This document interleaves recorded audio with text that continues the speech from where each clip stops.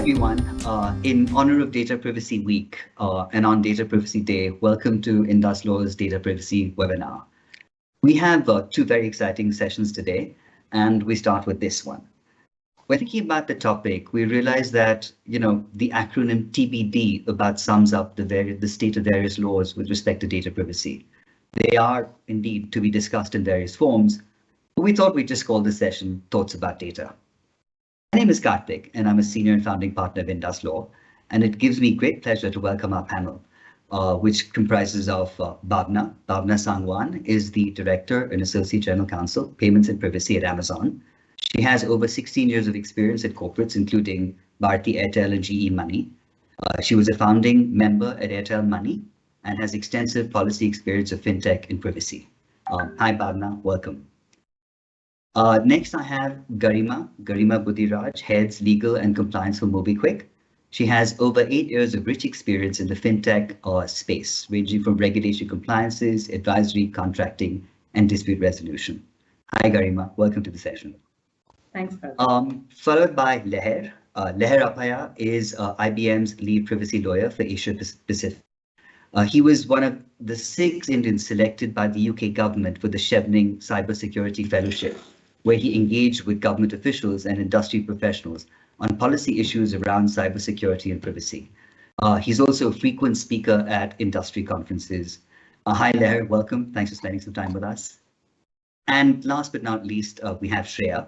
Shreya Suri is a partner with IndusLaw's TMT practice based out of Delhi. Her work in data governance involves intricate advisories on the applicability and interpretation of data protection laws and on cross-border data collection. So Shreya regularly advises and represents clients on data breach protocols from an internal as well as regulatory response perspective. So hi, Shreya, welcome. So before we sort of jump into this, just a brief outline of how we're going to run this session. We're sort of going to have a 2-act format today. So the first act is going to be with Shreya leading out with her thoughts on the current data privacy laws in India, followed by Garima sharing her thoughts on the proposed data privacy law in India, the key highlights of the changes. What we will do after that is sort of take a pause and discuss a little bit on what has changed, including the right to privacy, restrictions on the exercise of fundamental rights, etc. The second part, as it were, will lead off with Bhavna talking about data localization and non-personal data, followed by Leher talking about the Data Protection Authority. And then we spend a little time discussing those things as well as any questions that we have from the audience. So the other member of this august panel is Namita, who is also a partner in IndusLaw's TMT practice, and she will actually help us with curating the questions, and at some point I'm sure we'll come on to ask them as well. So with that, and without further ado, Shreya, great to sort of hear your thoughts on the status of the current data privacy laws in India. Thank you so much, Karthik, for the introduction and setting the stage for this panel. So privacy in India is a long, drawn-out debate which has reached a conclusion in 2017, where the Supreme Court declared privacy as a fundamental right. Now, even with that declaration of privacy as a fundamental right, there is very, very limited codified law in place as of today to really give substance to that right. And in today's context, in the Indian legal framework, what is relevant for us is the right to privacy, which is essentially granted under the Information Technology Act and relates primarily to the protection of sensitive personal data of individuals. So sensitive personal data includes biometric information, it includes data relating to health records, it also includes financial information, and interestingly, as of today, also includes passwords. So what does it mean when we say that the law protects your data? As of today, the law only protects these few categories of sensitive personal data, wherein in the event there is any unauthorized access to this data, you as an individual have a right to file a complaint against the relevant entity which has breached your privacy in the context of this sensitive personal data. Now, as far as sensitive personal data is concerned, one needs to really understand how you are protected whenever you're providing your information on multiple fora, especially in today's digital age where you enter a platform and as soon as you log into a website or any browser, your data automatically starts getting tracked. So all entities, or rather corporate bodies, are required to intimate you in an easily accessible manner as to what kind of information they're collecting about you, what they're going to do with that information, and why that information is important for the collection and processing activities that they're carrying out. And they are also required to disclose to you with whom this data is going to be shared and for what purpose. So as a user, you may want to quickly check the privacy policy of any website you access, because usually this is where all your data, all the information about the data being collected with respect to your usage of the platform will be documented. Now, often this is shown to you upfront, and you are expected to read the privacy policy, but in other instances, there is a requirement to generally publish this on the website of the platform, whether or not they intimate you upfront as to whether the policy exists. But they are all enterprises are required to give you access to their privacy policy in the event they are collecting your sensitive personal data. Now, how does an enterprise really protect the information that is being collected? Apart from ensuring limited disclosures to third parties, they are also required to maintain reasonable security practices and standards within their organizational framework to ensure the integrity of your data. So to this extent, all corporates collecting sensitive personal information are required to have in place a comprehensive documented information security policy, which deals with your managerial requirements and also requirements relating to any administrative requirements and requirements relating to data breach response protocol. So this is something that every organization needs to have in place when they're collecting sensitive personal data. The law, however, is a bit flexible in terms of what kind of security practices you can implement. Of course, the gold standard as of today is the ISO 27001 standard, which exists. However, the flexibility is in terms of your standards have to be commensurate with the category of sensitive personal data that you're collecting. So for instance, while passwords are sensitive, they may not be considered as crucial or as sensitive as, let's say, financial information, which includes your card data and also your bank account information. So depending on the level of data security standards required for also specifically your business, you may need to consider what kind of information needs to be protected and to what extent. Having said that, as of today, the rules which enforce these obligations on organizations don't have extraterritorial activity. So one might think, or rather an enterprise offering services from the overseas might think that they don't really need to comply with these rules, which is a fact as of today. But the broader Information Technology Act does, however, have extraterritorial applicability, And any offense relating to or involving a computer or a computer resource located in India uh, can be prosecuted across jurisdictions as well. So, any entity which is negligent, whether located within India or overseas, will have an obligation to the data principal for any unauthorized access to their information. And having said that, consequently, they would also be required to maintain reasonable security standards commensurate with the categories of sensitive personal data that they're collecting as of today.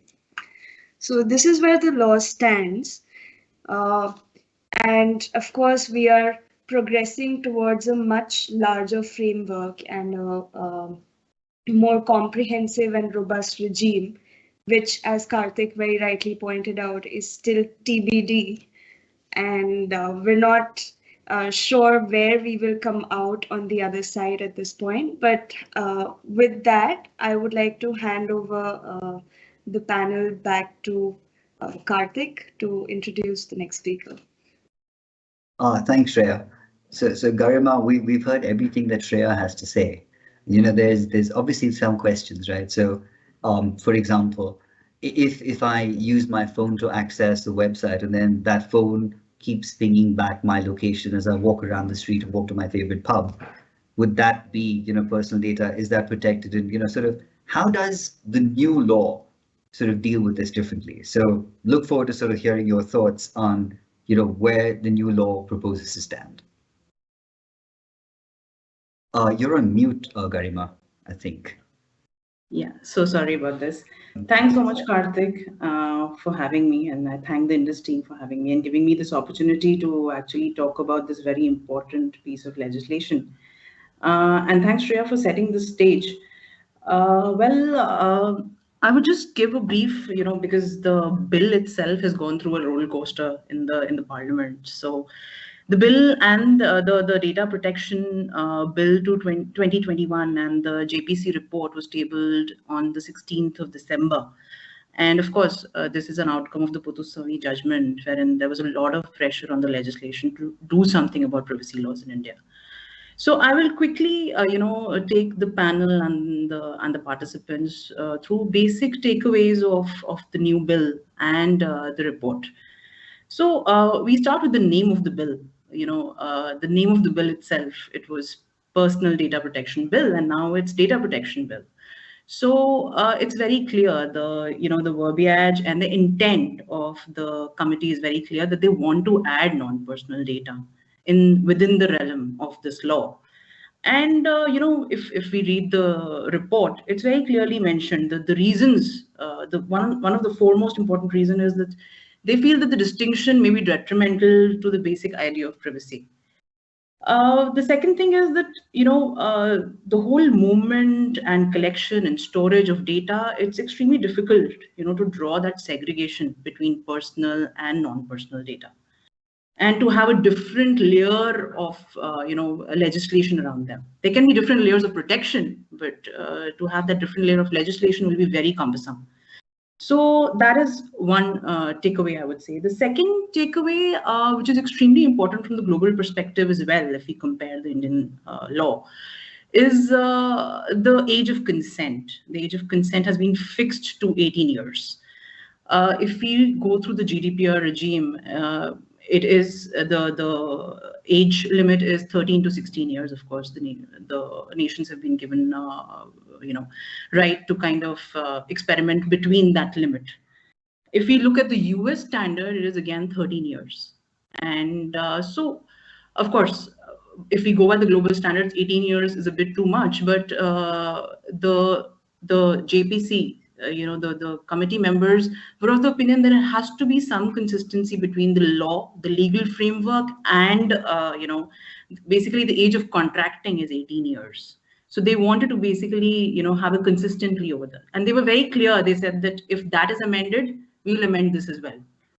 And in fact, I mean, I would like to, they actually said that we are aware that from the perspective of the full autonomous development of the child, the age of 18 may appear too high. They admitted that. But again, because of the consistency of the legal framework, they were very clear that they wanted to have 18 as the age. The third basic takeaway I would say would be an important one is the concept of guardian data fiduciary being completely removed from the new bill, which was very much there in the previous bill. They in fact mentioned that this may lead to dilution or circumvention of the current law because, we cannot, even those who are not guardian data fiduciary, they have to comply with the regulations.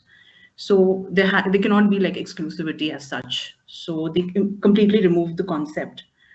The definition of data fiduciary itself, has been I would not say changed, but NGOs have been added in the definition of data fiduciary. Primarily because, the kind of work they do in the rural areas, the kind of information they collect in the rural areas, they have been added. Earlier, the definition just said state, company, juristic entity. So now NGO is a new addition we have there. Then I think the next important takeaway would be the definition of social media intermediaries and social media platforms as added in the definition. So it says that social media platform is defined as a platform which primarily or solely enables online interaction between two or more users and allows them to create, upload, share, disseminate, modify, or access information using its services. So that definition has been added and that is one of the major takeaways. Basically, I think the intent is that social media platforms which are not intermediaries, they should be accountable for the content they host. So that is the basic intent behind this addition. And of course, there has to be one regulator for all media platforms on the lines of PCI. And another very, very important thing from this perspective, which has been added, is that no social media platform will be allowed to operate if they do not have a technology arm in India. So that is again a very, very important, pertinent, and it is for the group to for an open discussion that how good, bad, ugly this is. Next takeaway is the data breach stipulations, which are very clear, not that layered. And of course, the definition of data breach was not there in the previous law. That is quite ironical that it has been added now. And data breach includes breach of personal and non-personal both data. Again, a timeline for informing the Data Protection Authority has been introduced. The minute the data fiduciary gets aware of the data breach, within 72 hours, they have to inform the DPA. And the earlier version said it is as soon as possible. So the committee felt that it was very, very pertinent to have a finite timeline around this, and to hold the data fiduciary liable as well, to hold them accountable. Then the next thing is the log of the personal and the non-personal data have to be continuously reviewed by the DPA. And it is irrespective of the harm to the data principal. Earlier, in the earlier version, it said that if it is likely to cause harm to the data principal, then the logs will be reviewed. So I would say this is one of the major. Then we have another interesting change, which is on the significant data fiduciary. Another set of data fiduciaries has been added, which is the significant data fiduciary. And social media intermediaries are like a subset to that. So again, data protection officer has to be there in the significant data fiduciaries. And either it has to be a KMP or it has to be a senior level officer. We all know who a KMP is, so I would not go into details of that. But of course, the senior level officer, the education qualification is not mentioned, but the functions of the data fiduciary, of the data protection officer is mentioned very clearly. Again, I would say the next is the penalties. Again, central government has been given power to to prescribe any penalties, which is based on either the turnover of the company or it's an absolute amount. I will not get into too much of details in that. There is a separate layer of penalty for data fiduciaries and data processors. So that is also there. Another important aspect which has been covered here is the definition of harm. Earlier the definition was only confined to the guardian data fiduciary. But now, again, the guardian data fiduciary as a concept has been removed from the new bill. So it had 12 major items. Harm was composed of 12 major items. Apart from that, a psychological manipulation as a concept has been introduced as to what is harm. Now, of course, we can debate as to how we define it, how subjective this is, because I might go to a website every day and I might get radicalized there. So is it like psychological harm or not? So that has to be, psychological manipulation, I would say, is so I think these are the few takeaways. Of course, data localization, Bhavna will discuss in detail, but it has to be, done in a phased manner. The intent, again, of the committee is very, very clear that it has to be done. Again, I would just wind up by saying that the implementation of the act, the transition period and everything. So, so JPC has recommended that the bill must provide 24 months for the implementation of any and all provisions of the Act. The DPA commences the activities within 6 months of the notification of the Act. And the chairperson and the members of the DPA have to be appointed within 3 months. So this is the whole journey in crux, I would say, of the whole difference between the earlier version and the version now. Thanks, Thank Garima. you. Yeah. It was quite enlightening. So we actually have a couple of questions, and let's pick up a couple of them now because we've actually got this from the audience as well. So the first question is, and this is frankly something that I'd like to get each one of you to sort of give me a line or two on. But how has the pandemic affected the application of privacy laws, particularly in the health sector? So the explanation to the question is that Arogya Setu, for example, has access to location, right? So given that we have, these laws that talk about data privacy, have we in some way, shape or form given that up? And, how is the whole pandemic and the need to collect information actually affected data privacy laws? So if each of you could give me, sort of your thoughts really quickly on that, that would be great. Let's start with Garima because, she told us where the new law is. Sure. So apart from health, I think pandemic, basically, I mean, I would come from the fact that 18 years as age of consent, I would throw the ball there. The digital adoption has accelerated so much in the last 2 years amongst children. So I personally feel that, the age of consent has to be reduced as per the international standards. If we are aligning everything else with the GDPR, almost everything else, then this has to be aligned as well. So that's my 2 bits, on this whole issue. Yeah. Sure. Bhavna, if you could weigh in, please. Sure. So I think from my perspective, COVID has just, clarified that how important this legislation is and how critical it is for every citizen of India to have the privacy rights as a fundamental right. And going back to Karthik's specific point about the health data that you've asked, I think on the one side, the critical data is unknown though in the legislation, but it is speculated that it will be around the health data. But at the same time, we have seen where the government-led app, had certain concerns around the privacy, which was a critical thing at the given point in time where the exception was required to trace the requirement from a health perspective. So I think this has definitely demonstrated that, we need a principle-based legislation. There cannot be a process-based legislation where we define and try and silo the process. It is something that has to be so agile, but at the same time so stringent that every citizen is protected, but wherever required, we can try and balance it as per the need of this nation. Oh, exciting. Leher, if you don't mind. So Karthik, yeah. So I think this is very interesting. It's brought people on 2 extremes of the spectrum, more towards the middle, right? So people who earlier weren't as concerned, shall we say, they've suddenly seen the real world impact, right? In terms of things like Arogya Setu and so on, there's suddenly been a lot of awareness about it, and they've come to see the potential pitfalls and so on.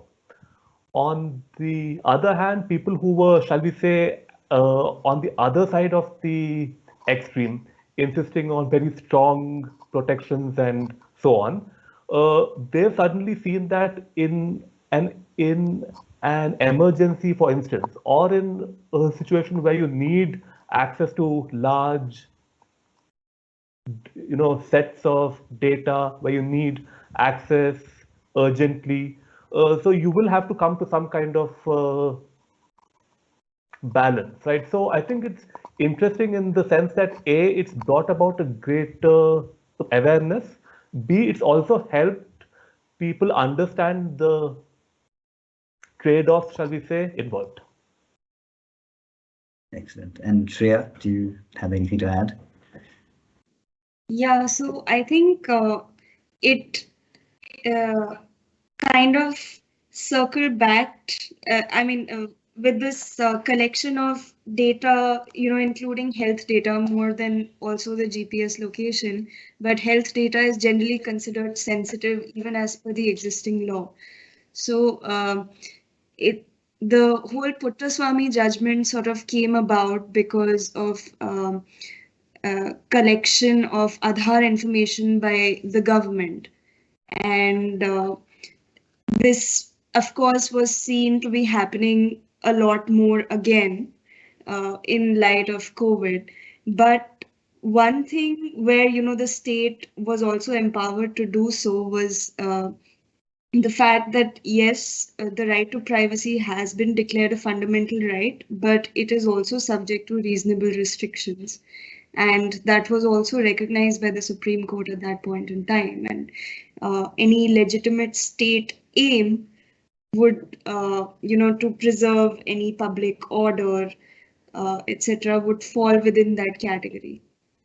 So, yeah, that is where I think we are as far as the collection of data through apps like Arogya Setu or COVID are concerned. So, which actually leads me to the next question really quickly. So one of our participants sort of spoke about the right to be forgotten. So the question really is, given the provisions that exist in current data protection laws with respect to, how limited my right is to be forgotten, the participant is wondering if we could discuss whether my rights have been trampled by not allowing me to ask for all my information to be deleted, and whether the exemptions go too far on the side of allowing the state to manipulate data more. So, this time around, can we start with Leher? What do you think? I mean, is the right to be forgotten being sufficiently protected, or does the state have more power than it should? Unmute Leher, I think. Apologies. No worries. We don't want to forget you. Sure, thank you. Right, so I really think there are two, just to take two very simplistic examples, right? You're talking about somebody who, let's say, posts something on Instagram or Facebook, gets embarrassed about it and wants to remove it years afterwards. That's one. And on the other hand, you have somebody who ran an organization, opened a bank account, and made several transactions, including in foreign exchange, including outside India, whatever, right? So I think the question is, can you have one single approach to cover both of those? The first situation obviously is individual embarrassment, dignity, all of that, right? The second goes back to core, state functions around regulation and so on.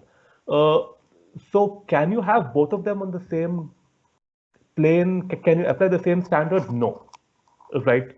And I think if you take both of these examples, it kind of helps you demarcate and, kind of make it helps you really clarify the kind of approach that you ultimately want to be looking at. Bhavna?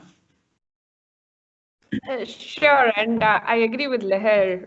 But just to add, the right to forget itself is an additional right which is given to the Indian citizens, and under the proposed bill, and in my view, it's a very powerful right where, unlike in today's scenario where we are struggling and requesting, it's our right to get the data to be deleted and forget by those specific entities. So it's not only out of the embarrassment, but even if I want to stop some of the service provider to, not my data, it's an empowerment that. So I see that it has a lot of positive. At the same time, there are certain exemptions that is given, which is definitely required in my view to balance in order to see that it should not be misused. So the beauty of this legislation is that couple of parameters that the bill contain is really great, because at this, on one side, it's about the privacy of the individual and an empowerment to the citizens. But at the same time, we have to ensure that the enforcement wherever required can be done without any hindrance. So it has a caveat, but it tries and balance the two. So as I would go with the example that Leher has given, but in those cases, I think those exemptions are required. But having this right itself is a great empowerment to the citizens, to all the service providers. Thank you very much. Garima, your thoughts, please. I think I am aligned with what Bhavna and Leher said, that it's a very, very important constituent of right to privacy, and it has been, a lot of people are fighting for it as well, right to be forgotten, and it's a fair ask. I mean, it's a legitimate and a logical ask, subject to, of course, certain restrictions. And two things which, the two examples Leher gave, they should be weighed in, different dimensions altogether. There may be, restrictions that the person cannot exercise the right to be forgotten, but at the same time, that right is very much there, and it is, very much the cornerstone of the right of privacy. So yeah, that's what my thoughts are on this. It's extremely important, and it's good that the new bill has taken care of it. So Shreya, before we get to your thoughts, I'm going to add a little spin on this. So the right to be forgotten, I have a right to be forgotten within the constraints of the law today. But let's assume that I was to pass away.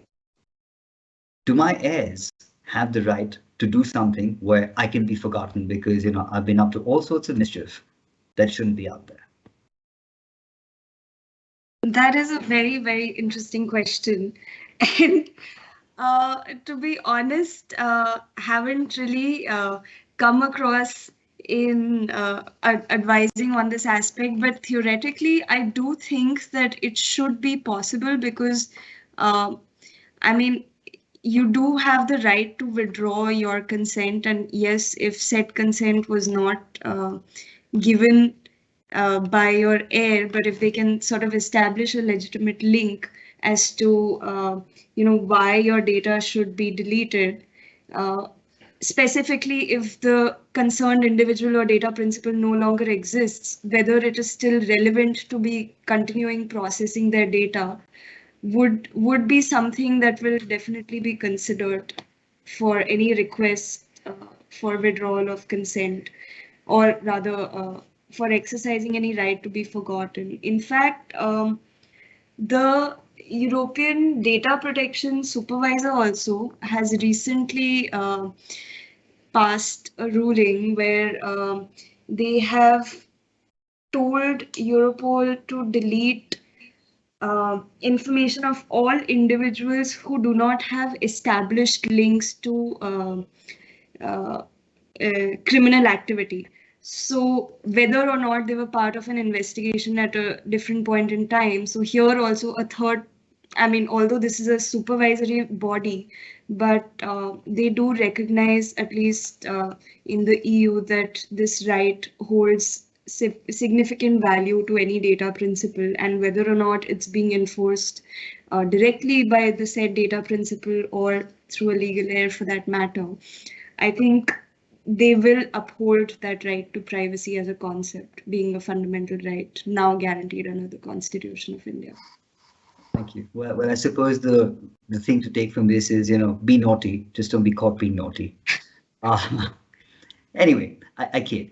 So what I'd like to do is to move on to the second act, as it were. And Bhavna, if you could please share your thoughts on sort of data localization and non-personal data. We do have another couple of interesting questions at the end of this, sort of second set as well. So Bhavna, if you would, please. Sure. Thank you, Karthik, and a happy Data Privacy Day to everyone and every audience. And I would also like to thank IndusLaw and Karthik for putting together this wonderful session. I think we've already gone through a couple of great insights by Shreya as well as Garima.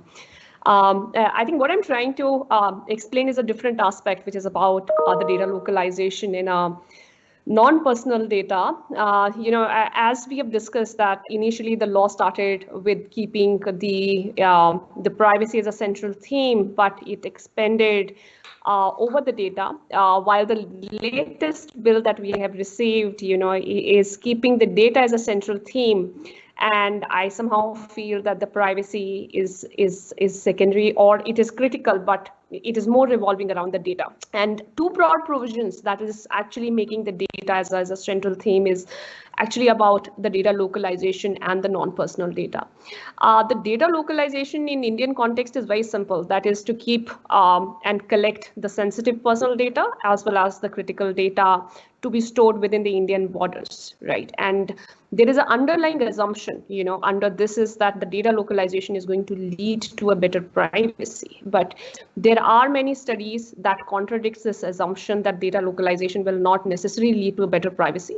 In fact, the security of the data is determined more by the technical measures, by the skill or cybersecurity protocols, or the software as well as the hardware for standards that is being used for data storage, rather than mere location, right? So broadly, if we get into the arguments for imposing the stringent data localization norms, broadly there are three broad reasoning. The first is about the sovereignty and the government function, which is more referred as that Indian data is a source that should be used for furthering the national interest, economical as well as strategical, and enable the enforcement of Indian laws and state function.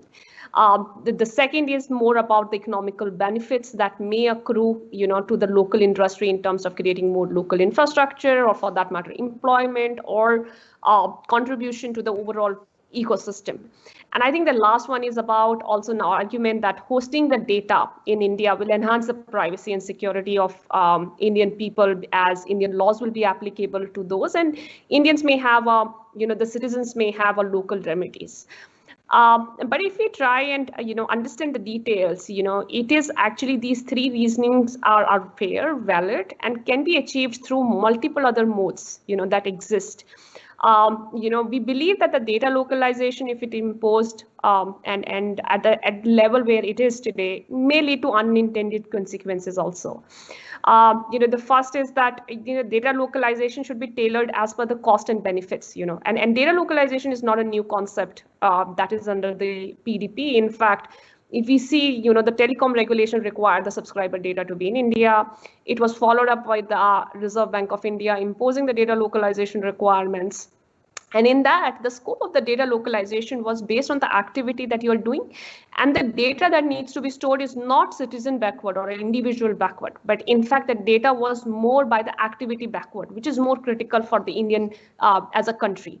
However, if we see now that the way it is envisaged in PDP, it is very different, because what it is impacting is the basic structure of doing a digital business. After all, the localization is a significant departure from the existing design principle of internet, which are the premise on the free flow of the data across the borders. Historically, consumers across the globe have gained access to the innovative digital products and benefited from various services created outside of the countries, all because of the internet.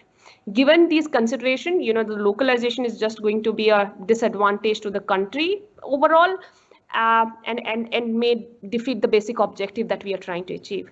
The second thing that we believe is that the unintended consequences won't limit only to the consumer, but it also impact the commerce, which is about the small and medium firms who will be operating in India, because they have to deal with the increased cost of operating this, right? So while there may be few firms who may have those expertise and the capital to create the local infrastructure, but in addition to that, there is going to be increased cost of, even on the Indian entities to, work with those service provider. While the committee has specifically mentioned that the cost will be borne by the market, but in terms of how exactly the cost will be borne, what will be the impact on the economics, I think that is still unanswered. And it may also have an impact on the expansion of the existing SME and us, Make in India project that is the centric to this country at this point in time. I also believe that restricting the data in a given geography is counterproductive to the basic objective, because if you are limiting it, there is a concentration risk that is happening. And also, if we see, there are certain studies that exist which demonstrate that India is as vulnerable as any other country from the attack perspective, right? So the data security breach that has happened in India is no less than multiple other countries. So instead of following the data localization, if we follow a process of which has at least the requirement of security which India has, or for that matter, any bilateral agreements or other means which achieve the objective of security and privacy, but at the same time, it doesn't lead to an adverse impact on the overall operations of the industry. It is also said that a localization has a negative impact on the overall growth of the economy. In fact, one of the studies have mentioned that it has a negative impact on China, Vietnam. And the same also says that if it comes into the form the way it is envisaged in PDP, it will have a negative impact on Indian economy also. And the last but not the least is that definitely, we believe that it may be counterproductive, or I would say it may have a counter from other countries also, whether it's an example of, either at an entity level or at a, government level, because we have seen the international trend once, after RBI coming into, this localization, this has become somewhat a global debate, right? So overall, I think the degree of the protection and privacy, to the extent that data localization is concerned, should be determined by more suitable and equally effective regimes and measures. Our recommendation here is that we should try and have more proportional, interoperable and principle-based legislation. Quickly touching upon the NPD, I think in a similar way, the NPD is a very complex topic and it requires far more debate as compared to where we stand today. There is a JPC as well as, the NPD committee. So the only point is that we should try and converge these before India take any step, because it is far more in their implication and the kind of impact it can cause to every sector operating in India. Thank you so much, Bhavna. And, I must say that your thoughts and the people before have created a whole bunch of very interesting questions. So, no pressure, Leher. We're definitely going to get to you, but the couple of questions that we have, and I'm just going to leave it with you so that when Leher is done, you can think through your answers. One of them is, what are the implications of the new data protection bill in the context of peer-to-peer networks or, offshore storage of data here as a backup? That's one question. The second question that, perhaps if we have time to get to is how will India's data privacy law react to the metaverse and augmented reality? So I'm just going to leave that with the three of you all. What I'd like to do is have Leher give us his thoughts on the Data Protection Authority and then circle back to, these two questions and a couple of others. So Leher, yours, please. So Karthik, thank you. So something which I keep saying, right? If we really have to look at the draft bill that we've seen, right? A lot of it can really be seen not just as a set of obligations, but as a broad framework, right? So it's essentially both a framework and it's really a set of policy objectives, saying that this is the ultimate objective of the GOI. Now, in terms of how to actually achieve those objectives, what are the specific steps which you have to take? What are the specific obligations, and so on? A significant amount of it has really been left to the data data protection authority, right? DPA. So the DPA has immense amounts of authority in terms of issues like which kinds of sectors are exempt, included, categories of PI, FPI, uh, which of those should be included, exempt, etc. Right? So as of now, based on whatever clauses that are there, it's difficult for a lot of organizations to really nail down their specific day-to-day day-to-day obligations and so on. We will really have to wait until these are really issued, right? So I think is really one of the most significant parts of the act. A lot of it is law, or rather rules, which as of now haven't really been formed, right? Uh, there are a couple of other critical functions the DPA gets to play. For instance, regulatory sand boxes. That's one. So they do have the power to create these little vacuums, bubbles, so to speak, in which uh, you are exempt from laws for, say, 6 months or so. The other thing that they get to do is also things like certification of hardware, software, etc. But I think we keep coming back to the core issue.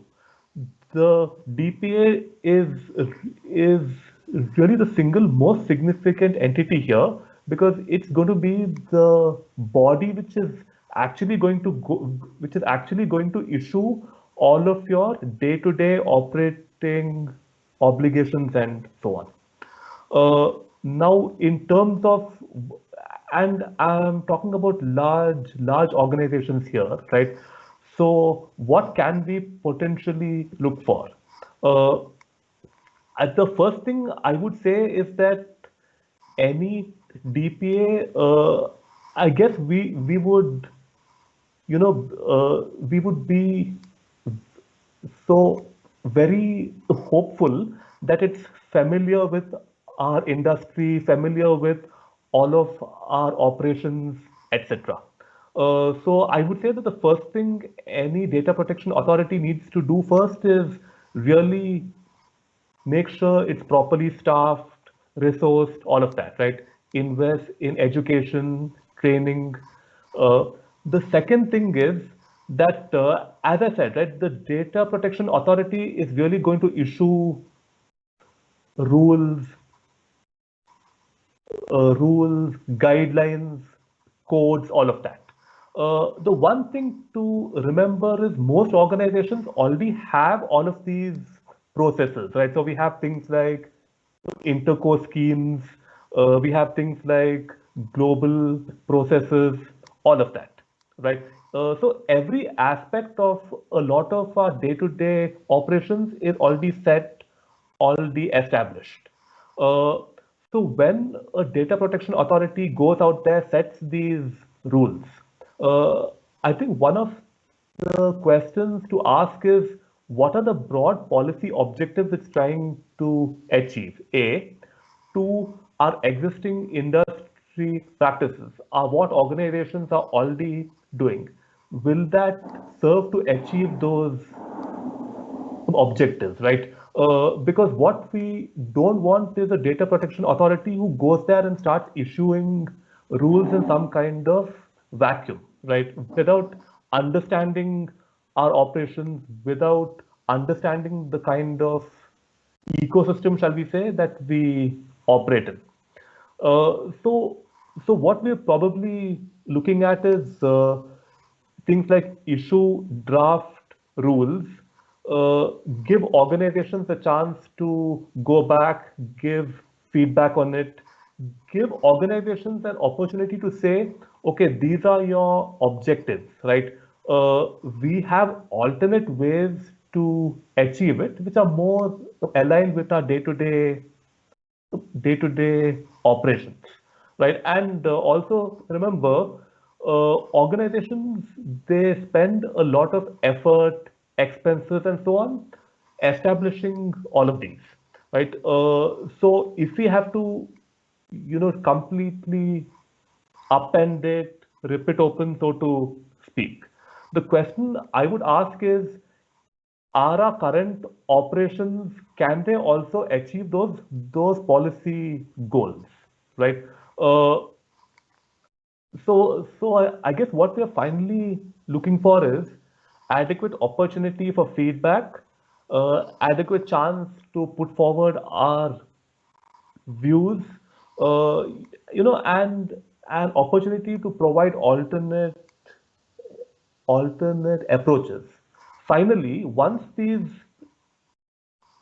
rules and so on are set, right? The other thing we are really looking at is stability, certainty, and so on. So what we have seen with certain regulators is that rules are frequently changed and so on, right? So I think one thing that we would really look at is certainty, stability, and making sure that we have had an opportunity to put forth our feedback. The DPA has considered all of it. They've only issued rules after that. And whenever rules are issued, everybody obviously has to follow them, right? But if we have certainty saying that once these are issued, this is what organizations have to follow. I think that is really something which we would look to, right? So I think that's pretty much what I had to say for now, Karthik.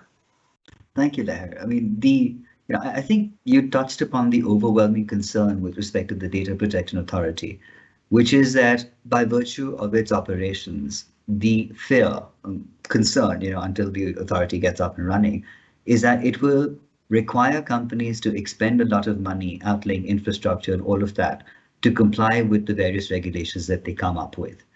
So I think this is something that many companies that we know of, many of our clients are sort of keeping a watch on, because one doesn't always want the goalpost to keep being shifted.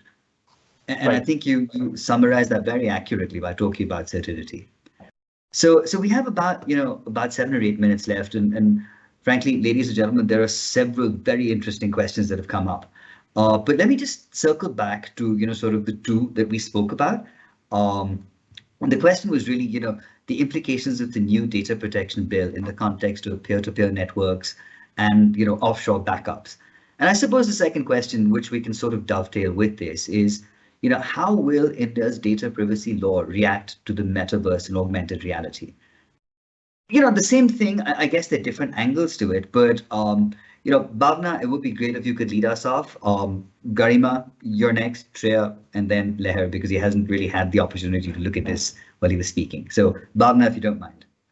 Sure, thank you very much, Karthik. I agree, that there are these new areas, and I think these are the two that we know today. Tomorrow there will be many other new things that will come up, and hence what is critical is that the privacy legislation is principle based, where we are not limited by the given technology that exists today. So if we take example of peer-to-peer network and the backup stored outside, I think there is many things that needs to be analyzed from that angle. The answer is absolutely not very simple and extremely complex. It is a factor of where exactly the services provider, who is the consumer of these services, where what backup is being stored and where exactly it is located, what kind of information it has. And same goes for the augmented reality also. What kind of services is there, who is the consumer, what is the data that they are collecting, where exactly it is stored, how in what form it is stored. And I think there's many things that needs to be clarified under the legislation also.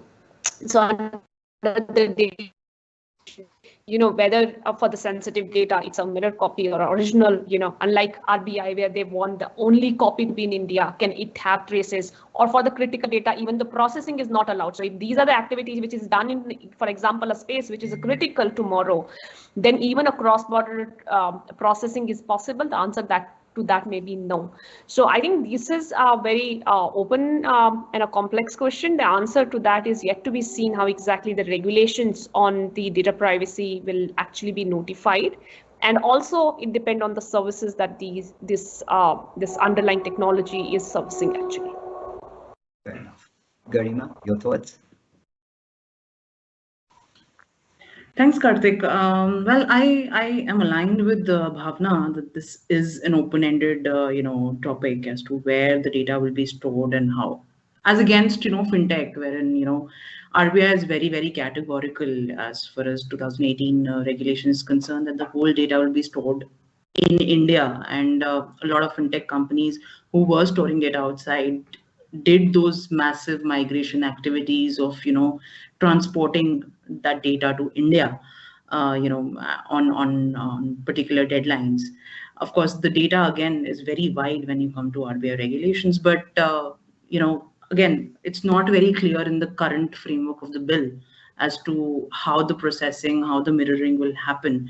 But the intent of data localization is very clear from the whole scheme of the act. Of course, it will, just to deviate a little, I mean, fintech, I think, has already complied with it, and they have, they are subjected to very strong audits also. They have to submit the SAR reports every year on year since 2018. But yes, this will be a little bit of a burden on the startups, I feel, who are not fintechs, to complete data localization in India. And yeah, so that's my, I mean, to some extent, I suppose this is quite similar to, way back when knowledge process outsourcing companies used to exist. And they used to sort of, process data for insurance and health claims in the US. The data never came to India. The data was always resident locally, and you had a tunnel to access it, and that tunnel had to be secured. So, I can see in some ways that what we're trying to do is we're trying to build a similar system. Whether we're as effective and whether the authority is going to be as commercially savvy is sort of, I guess, an open question. But Shreya, Leher, if you've got anything to add. Thanks. I think it was the position is fairly well summarized by Bhavna and Garima on data localization, and especially with things like the metaverse and augmented reality. We know that the data that these entities carrying out these business activities are going to be dealing in is going to qualify as sensitive personal data, specifically because of the biometric information involved as far as augmented reality is concerned. And whether or not that data is disclosed to third parties aside, it is definitely going to be collected. So I think one other aspect apart from localization which becomes very relevant in this context is the scope for the usage of that data internally by that organization, and how clear and unambiguous the consent is, how informed it is in terms of what possible uses of the information being collected lie. And many organizations entering into this space at the moment may not even have that clarity at this point in time. And what one has to do is really avoid any unintended exposures from a risk perspective when they are seeking the consent of the individual. Yep. That it's Right. So, Karthik, I think the short answer is I don't know, right? But to elaborate slightly on that, I don't think we are at a stage where we have complete insights or clarity into how exactly metaverses will evolve and expand and so on, right? Bhavna, I think, summarized it when she said that what we really need to do is have principles-based approaches, right? So instead of being boxed in by processes, as long as we have, broad principles saying that there has to be, say, a certain level of safeguards, unauthorized access, consents, all of that. So I guess once we have those kind of frameworks, then then those are reasonably platform agnostic, right? So those can be transpose, shall we say, to any other framework. So I think as long as we get that kind of basic structure there, then that will significantly help. Thank you. So it's a pity we actually can't continue this because I'm told the next panel is up.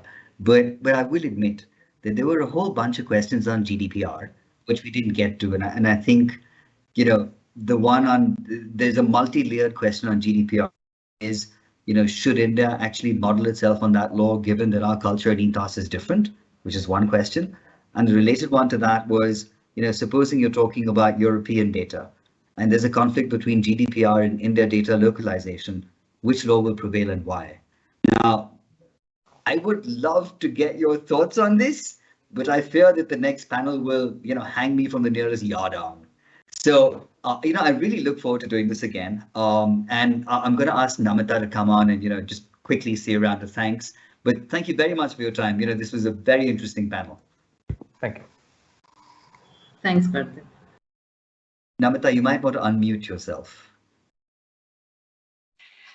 Yeah, firstly, thanks a lot, Karthik, for moderating this session. And a heartfelt thanks to all the wonderful panelists. Thanks, Garima, Bhavna, Leher, Shreya, for a very interesting session. I think we got to discuss a lot of different perspectives, and it was really. In fact, when we were keeping track of the questions coming in, and it was, they brought in a whole different, edge to data privacy. And, some of the questions were so tempting that, we almost wanted to put it out there in the middle of the panel discussion. So we were sheepishly trying to coordinate with the moderator without disturbing the flow of the session. But yeah, I think many questions were addressed, very well by the panel. And thanks everyone for a very exciting session today. Thank you. So instead of TBD, I think we can call this TBC, to be continued. Yeah. Thank you, everyone. Bye. Thanks. Thank you. Thank you. So we have the next session starting in a minute. It's quite an exciting session, and the session is essentially on employment relationships under the data privacy regime. So everyone who's on the webinar, please stay tuned. We start right away.